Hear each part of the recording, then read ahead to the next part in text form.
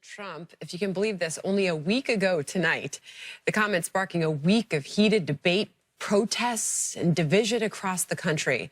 And tonight, Trump is not backing down, renewing his call that the flag be respected. Well, I've spoken to other owners, and I really think it's coming together. I noticed last night, or I was told, I didn't see it, but I heard everybody stood for the national anthem. And that shows respect for our country, our flag, and for the national anthem. So, you know, I'm very happy. I heard that, and they should stand. You have to stand. It's our national anthem. You have to stand. Let's go back to Trace Gallagher. He's live in our West Coast newsroom with what we can expect for game day this weekend. Trace? And Sandra, the president is correct. During last night's game between the Green Bay Packers and Chicago Bears, none of the players on either team took a knee during the national anthem. Instead, they all linked arms. The Packers also asked their fans to link arms in a display of unity, and some did, but many did not. The same unity apparently did not extend to the rest of the country because television ratings for the CBS debut of Thursday Night Football last night were down 13% from the CBS Thursday Night Football debut from last year. Now, last weekend's NFL ratings were actually up 3% from the same time last year, but it's important to note that during the same weekend last year, there was a presidential debate that captured 84 million viewers.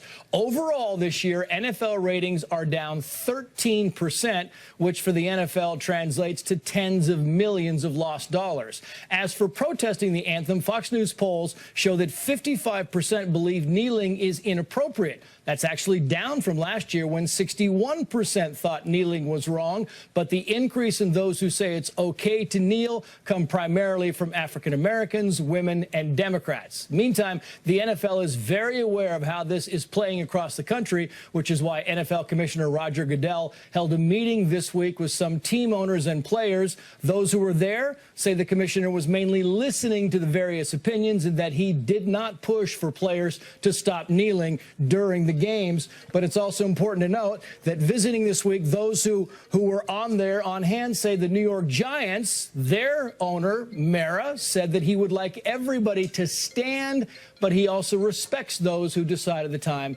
to take a knee. Sandra. Trace Gallagher, thank you very much for that. Here with more, Ben Shapiro, editor-in-chief of DailyWire.com, and Richard Fowler, syndicated radio host and a Fox News contributor. Ben, I'll start with you first.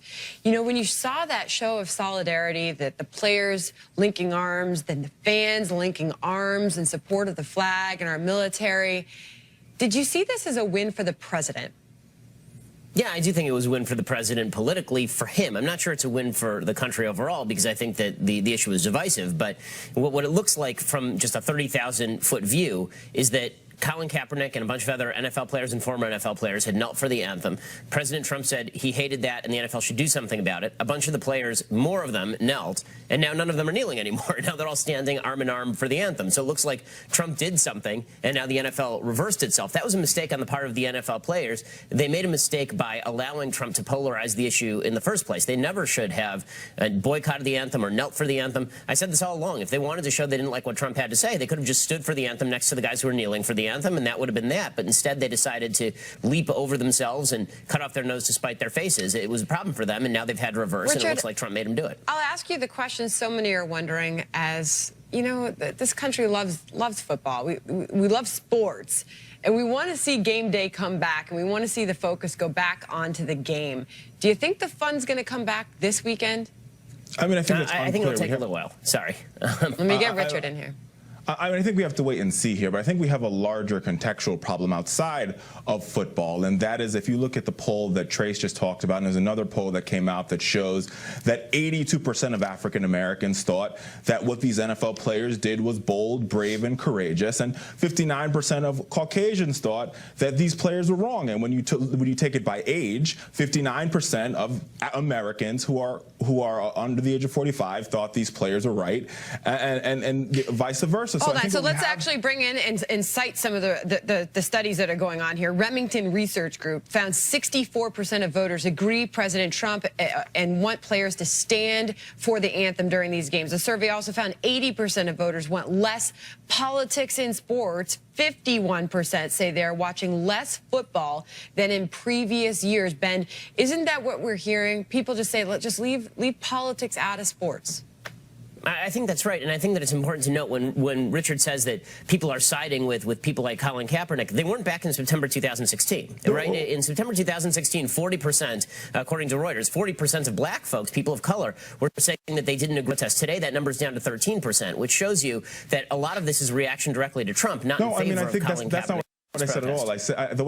What I said is 82% of African Americans are siding with NFL players that kneeled on Sunday, which says to me that African Americans are saying that these players have their First Amendment right, just like you have your First Amendment right to speak. Right, and we've had that discussion many times this week. So these players have the right to kneel, and we should respect that right. And I think these players have been very clear. This is not about the anthem. This is not about our veterans. This is about protesting racial injustice. And if 82% of African Americans say they feel as though there's racial injustice in this country, clearly we have a problem. The NFL is a business and it is a brand, and I will remind you of that. And Ben, when you look at the ratings for Thursday Night Football on CBS, they were down 13%.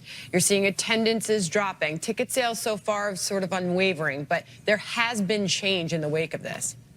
100%. There was a study that just came out in the last couple of hours showing the ticket sales for this weekend were down something like 31%. I mean, this is a massive hit for the NFL, and there's a reason why all the players are now standing. I mean, Richard, if this were going so well, then why aren't the players doing the same thing this week they did last week? And they should all just stay in the locker room for the anthem. I'll give you another brand. It's called the Montgomery Bus Company in the Rosa Parks boycott. That was also a brand. And what these players understand is when you hurt the brand, things start to change. It's economic impact. The wrong way, right? Dude. Pardon? No, the wrong way, because now the NFL is coming out against them. The Montgomery Bus Company caved to Rosa Parks as it should have. No, they did not. The Supreme Court, let's get your history right, Ben. The Supreme Court forced the Montgomery Bus Company to cave to Rosa Parks. So, Richard, let me ask you this question then. Let me ask you then. Thank you. This weekend, what would you like to see happen? Do you want to see sports get back to sports and football be played without politics in it? What do you want to see? I mean, for me, I think there's space for both. I think football should get back to football, and we as a country should have a real conversation about how we solve racial injustice. I think Ben and me can both agree, whether it's white people or black people, there is a problem with excessive force by police, and we should figure out how we solve it together. All right, so Ben, we've got to leave it there, but do you think the president's pleased with the way things are changing right now with this conversation?